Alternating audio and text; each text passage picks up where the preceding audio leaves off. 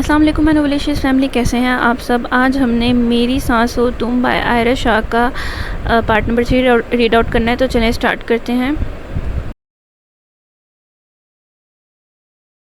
مظہر، مجھے آپ سے بات کرنی ہے۔ سائمہ نے مظہر صاحب کو متوجہ کر کے کہا، جو اس وقت رات کے کھانے کے بعد لان میں چہل قدمی کر رہے تھے۔ ہاں بولو، سب خیریت ہے؟ انہوں نے پوچھا۔ جی سب خیریت ہے، مجھے ماہین کے سلسلے میں آپ سے بات کرنی تھی۔ ویسے بھی آپ کی کویت جانے میں صرف 15 دن رہ گئے ہیں، میں چاہ رہی تھی کہ اس سے پہلے ہی ہم کوئی حتمی فیصلہ لے لیں۔ سائمہ نے تمہید باندھی۔ ہاں یہ تو ہے، تم نے ماہین سے اس سلسلے میں کوئی بات کی؟ جی، اور اس نے اپنا فیصلہ سنا دیا ہے۔ سائمہ بیگم نے آج صاحب بات کرنے کی ٹھان لی تھی۔ کیا کہا ہے ماہین نے؟ مظہر صاحب نے پوچھا۔ وہ چاہتی ہے کہ ہم اس کی رخصتی اس لڑکے کے ساتھ کر دیں جس سے اس کا نکاح ہوا ہے۔ سائمہ نے یہ کہہ کر مظہر صاحب کی جانب دیکھا۔ مجھے قطعاً ماہین سے اس بے وقوفی کی امید نہ تھی۔ مظہر صاحب نے غصے میں دانت پیستے ہوئے کہا۔ مظہر، آخر اس میں حرج کیا ہے؟ پلیز ایک دفعہ اس لڑکے سے مل کر تو دیکھیں، ہو سکتا ہے وہ اچھا لڑکا ہو۔ سائمہ بیگم اچھے لڑکے اور اس طرح کے لوگوں کی عزتوں کے ساتھ کھیلتے نہیں پھرتے۔ مظہر صاحب کس طرح بھی مان کر نہیں دے رہے تھے۔ سائمہ کو سمجھ نہیں آ رہا تھا کہ وہ کس طرح ان کو کنونس کرے۔ ماما بابا، مجھے آپ لوگوں سے بات کرنی ہے۔ ماہین نے ان دونوں کی گفتگو سن لی تھی اور دو ٹوک بات کرنے کے لیے وہ بابا کے پاس آئی تھی۔ انہوں نے اپنا بازو ماہین کے گرد پھیلایا۔ بولو میرا بیٹا، بابا کی جان۔ مظہر نے پیار سے ماہین کو ساتھ لگاتے ہوئے کہا۔ بابا مجھے کھلا نہیں چاہیے، پلیز آپ ایسا نہیں کریں۔ یہ سن کر مظہر صاحب حیرت سے ماہین کا چہرہ دیکھنے لگے، جو اپنا فیصلہ خود سنانے آئی تھی۔ ماہین بیٹا میری بات سنو۔ میں مظہر صاحب کچھ کہنا چاہ رہے تھے کہ ماہین بول پڑی۔ بابا پلیز مجھے اپنا مزید تماشا نہیں بنوانا، آپ مجھے اس شخص کے ساتھ عزت سے رخصت کر دیں پلیز بابا۔ یہ کہتے ہوئے ماہین بابا سے لگ کر پھوٹ پھوٹ کر رو پڑی۔ اس کو روتا دیکھ کر سائمہ بیگم کی آنکھوں سے آنسو جاری ہو گئے اور مظہر صاحب کا دل بھی پیس گیا۔ ماہین یہ تمہارا آخری فیصلہ ہے؟ مظہر صاحب نے اس کا حتمی فیصلہ معلوم کرنا چاہا۔ ماہین نے خاموشی سے سر اس بات میں ہلا دیا۔ مظہر صاحب نے ماہین کا سر تھپ تھپایا تھا۔ رو مت بیٹا، جیسا تم کہہ رہی ہو ویسا ہی ہوگا۔ اس لڑکے کو بولنا، میں اس سے پرسنلی ملاقات کرنا چاہوں گا، پھر دیکھتے ہیں کیا کرنا ہے۔ مظہر صاحب کو سائمہ نے بتایا تھا کہ وقتاً فوقتاً ماہین کے پاس اس کی کال آتی ہے۔ مظہر صاحب کی بات سن کر سائمہ کی پریشانی کسی حد تک کم ہو گئی تھی۔ بازل کی دوبارہ کال آئی تو ماہین نے بازل کو بتا دیا کہ بابا اسے ملنا چاہتے ہیں۔ یہ سن کر بازل گھبرا گیا تھا۔ اللہ جانے وہ اس کے ساتھ کیا سلوک کرنے والے ہیں۔ اس نے ماہین کے سامنے حامی بھر لی، لیکن اب اندر ہی اندر عجیب و غریب کیفیت کا شکار ہو گیا تھا۔ اس نے سارم سے کہا کہ ساتھ چلنے کو، لیکن اس خبیث انسان نے صفا چٹ بازل کے منہ پر انکار کر دیا تھا۔ بازل کو اکیلے تنہائی اپنا سسر صاحب سے ملاقات کرنی تھی۔ ملاقات کا دن اور وقت طے پایا تھا اور غیر متوقع طور پر یہ ملاقات کامیاب رہی تھی۔ مظہر صاحب نے پہلے بازل کو ٹھیک ٹھاک سنا کر اس کے چودہ طبق روشن کیے۔ بازل نے ہاتھ جوڑ کر ان سے معافی مانگی اور اپنی غلطی کو تسلیم خم کیا۔ بازل نے ان کو بتایا کہ اس نے اب تک اس کارنامے کے بارے میں اپنے پیرنٹس کو انفارم نہیں کیا، تو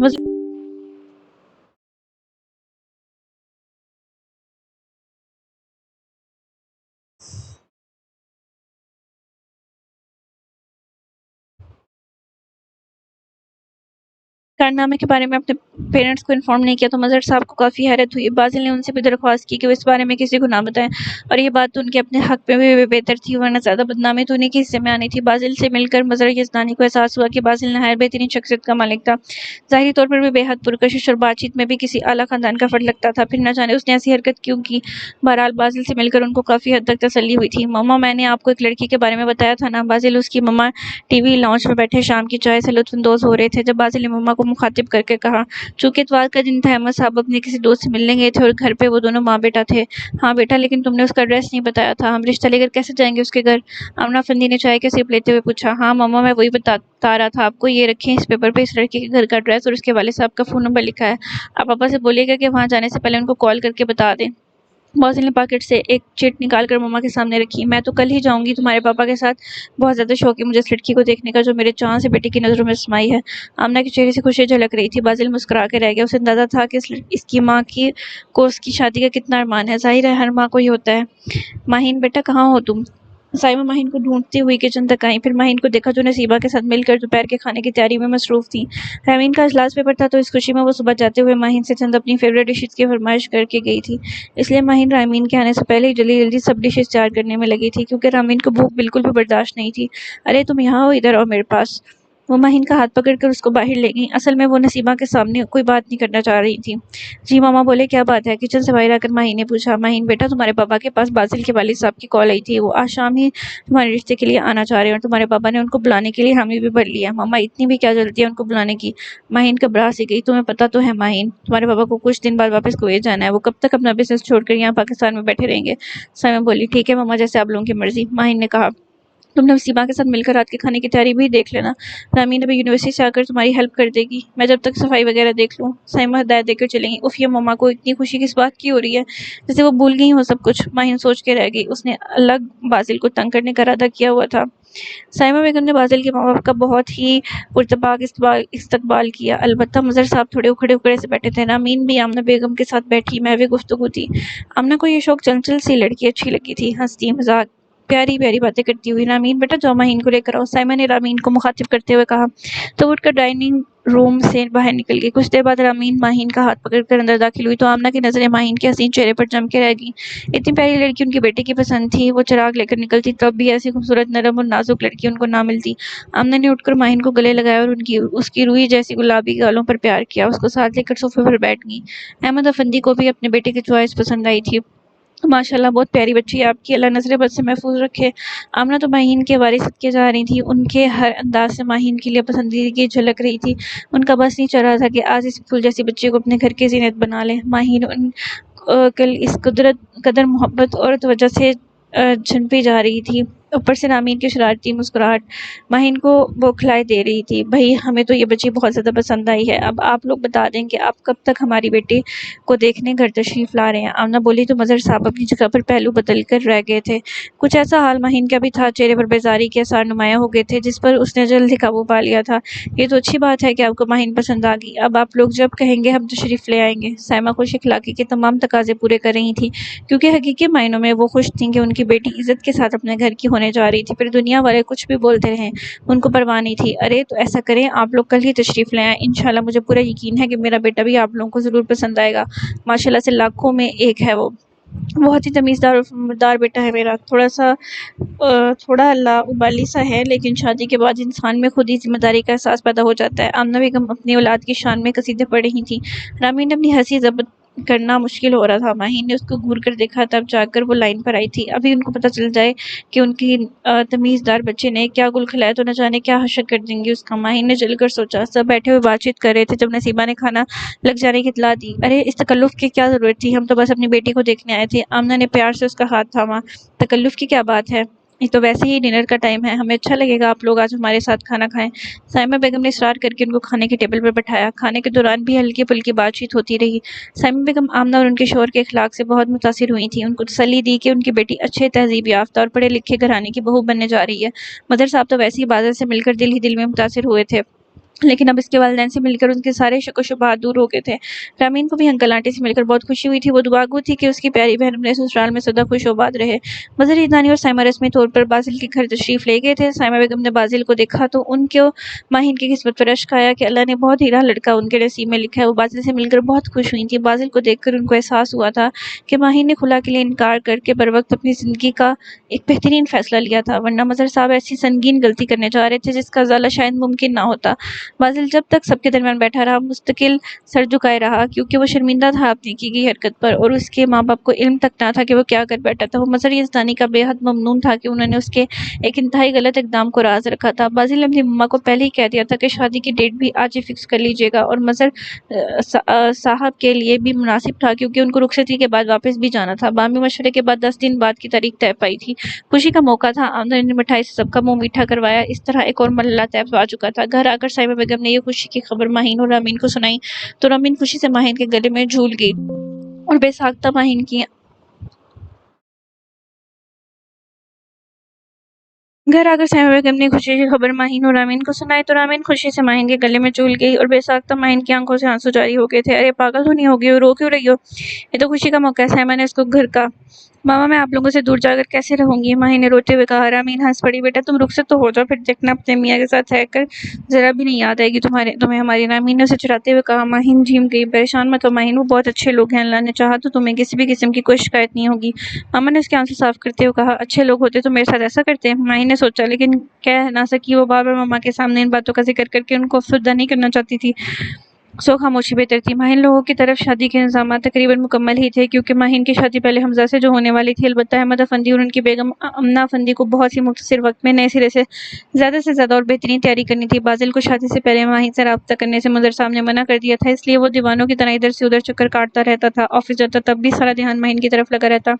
उसको अपनी शादी वाले दिन का नहायत बेसब्री से इंतजार था। माहिन से रूबरू मुलाकात जो होनी थी, फिर तो वो सिर्फ उसकी दस्तरस में रहने वाली थी, वो भी हमेशा के लिए।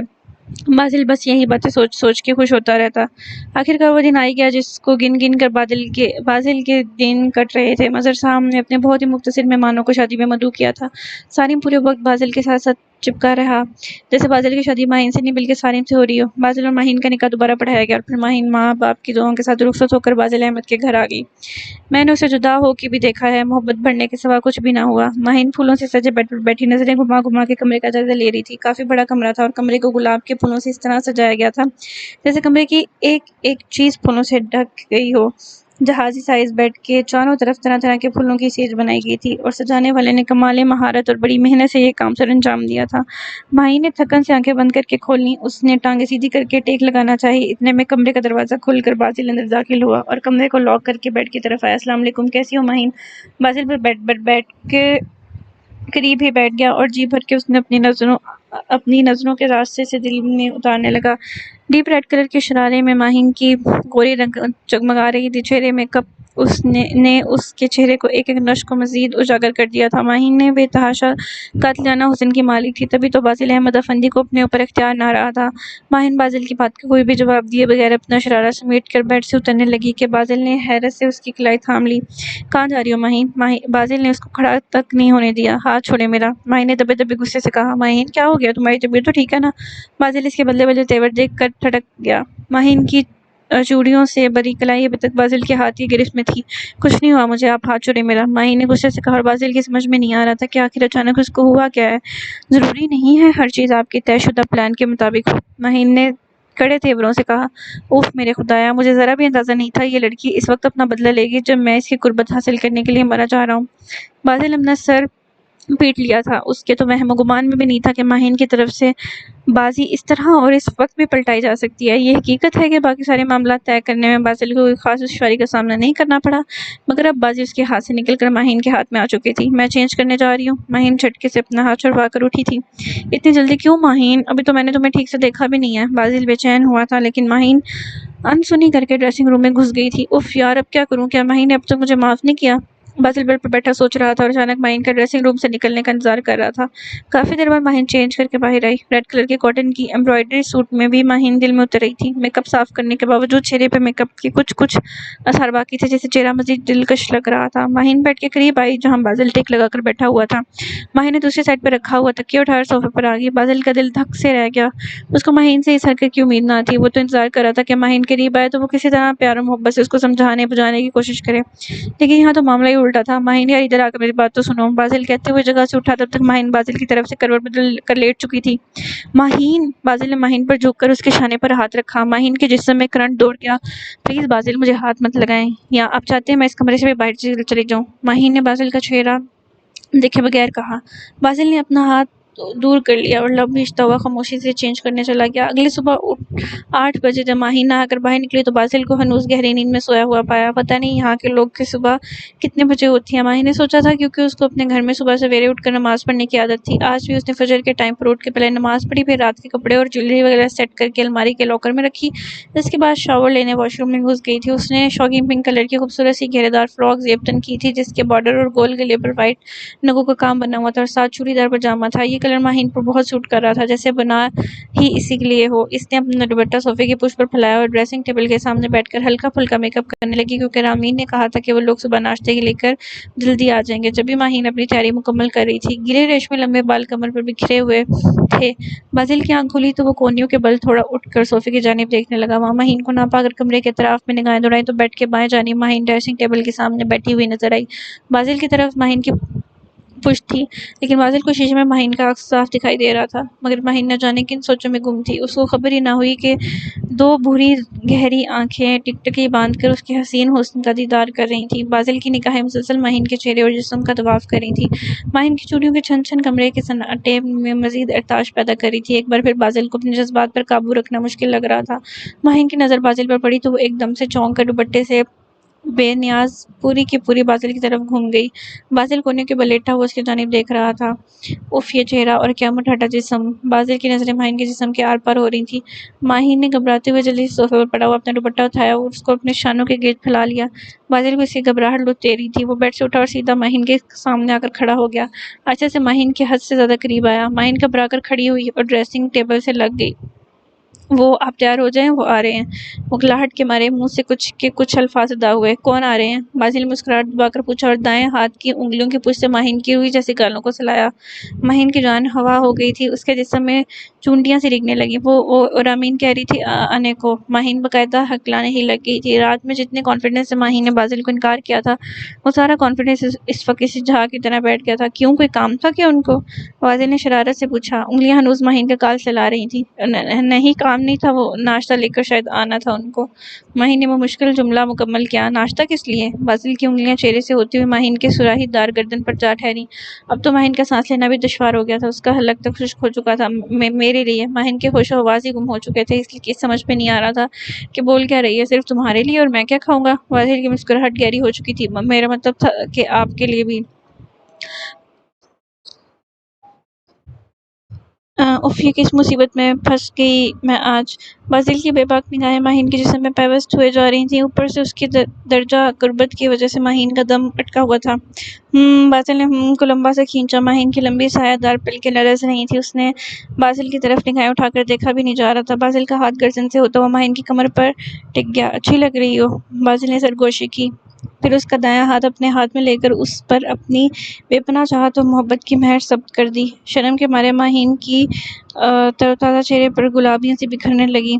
بازل مبہوت ہو کر اس کے چہرے پر کھلنے والے شرم و حیا کے رنگ دیکھ رہا تھا۔ اتنے میں دروازے پر دستک ہوئی تو بازل جو اپنی سدھ بدھ کھو چکا تھا اپنے حواسوں میں لوٹا اور تیزی سے واش روم میں گھس گیا۔ ماہین بھی ایک دم سیدھی ہوئی، دوپٹہ سر پر لیا اور بے ترتیب دھڑکنوں کو بحال کر کے دروازہ کھولا تو سامنے آمنہ بیگم تھی۔ السلام علیکم آنٹی! ماہین سلام کرتے ہوئے آمنہ کے گلے لگی۔ آمنہ بیگم نے سلام کا جواب دیتے ہوئے ماہین کا چہرہ اپنے ہاتھوں میں تھام کر اس کے ماتھے پر بوسہ دیا۔ وعلیکم السلام بیٹا! اور یہ آنٹی وانٹی کا تکلف چھوڑو اور مجھے بازل کی طرح مما کہنے کی عادت ڈالو۔ آمنہ نے اسے پیار سے گھرکا۔ ماہین نے آہستگی سے سر ہلا دیا۔ ماشاءاللہ سے بہت پیاری لگ رہی ہو، اللہ تمہیں نظر بد سے محفوظ رکھے اور سدا سہاگن رہو۔ آمنہ نے اس کا چہرہ تھپتھپایا۔ وہ عجیب سی گئی۔ یہ بازل کہاں ہے؟ آمنہ نے کمرے میں نظریں دوڑائیں۔ مما وہ واش روم میں ہے، ماہین نے کہا۔ اچھا ٹھیک ہے، بازل سے کہنا کہ جلدی تیار ہو جائے، تمہاری مما کا فون ہے، وہ کہہ رہی تھی رامین اپنے کچھ کزنز کے ساتھ ناشتہ لے کر نکلنے والی ہے بس۔ آمنہ نے کہا۔ جی مما، ماہین نے آمنہ سے کہا۔ اس کے بعد آمنہ ماہین کو پیار کرتے ہوئے باہر نکل گئی۔ ماہین نے ان کے جانے کے بعد دروازہ بند کر دیا۔ اف یہ بازل کو اچانک کیا ہو گیا تھا؟ رات میں تو صحیح تھے۔ ماہین کی سانسیں اب تک ہموار نہیں ہوئی تھیں۔ وہ جو رات کو سوچ رہی تھی کہ بازل سے ٹھیک ٹھاک بدلہ لے گی، اس کے اتنا قریب آنے پر الفاظ منہ میں ہی دم توڑ گئے تھے۔ بازل نہا کر واش روم سے نکلا تو صرف اور صرف بلیک ٹراؤزر میں ملبوس تھا۔ ایک کاندھے پہ ٹاول لٹکا تھا جس سے وہ بال اور بدن کا پانی خشک کر رہا تھا۔ بغیر شرٹ کے اس کا کسرتی جسم مزید نمایاں ہو رہا تھا۔ وہ گنگناتا ہوا ڈریسنگ ٹیبل کے سامنے کھڑا ہوا ماہین کے عکس کو تک رہا تھا۔ ماہین سے نظر اٹھانا محال ہو گیا۔ بازل کو دل میں اس کی حالت دیکھ کر ہنسی آ رہی تھی۔ وہ شرارتی آنکھوں سے ماہین کو ہی دیکھ رہا تھا۔ کون آیا تھا؟ بازل نے پوچھا۔ وہ مما تھی، ماہین نے نظریں زمین پر جماتے ہوئے کہا۔ کیا کہہ رہی تھی؟ وہ کہہ رہی تھی جلدی تیار ہو کر نیچے آ جائیں، رامین لوگ آئے ہوئے ہیں۔ ماہین نے اس دفعہ سنبھل کر جواب دیا۔ ٹھیک ہے، مجھے بس 2 منٹ لگیں گے، کپڑے چینج کر کے آتا ہوں۔ بازل نے اس کو مزید تنگ کرنے کا ارادہ ملتوی کرتے ہوئے ڈریسنگ روم کا رخ کیا۔ تھوڑی دیر بعد وہ کلف لگے سفید شلوار قمیض میں باہر نکلا تو ماہین اس کو دیکھتی رہ گئی۔ بازل شلوار قمیض میں بہت ہینڈسم لگ رہا تھا۔ چلیں؟ بازل نے ماہین کے پاس آ کر پوچھا۔ پھر وہ اور ماہین آگے پیچھے چلتے ہوئے کمرے سے باہر نکل آئے۔ تو آج کا پارٹ یہیں پر ختم ہوتا ہے۔ نیکسٹ پارٹ بہت جلد اپلوڈ ہوگا، تب تک کے لیے آپ لوگ اپنا خیال رکھیے گا بہت سارا۔ اللہ حافظ۔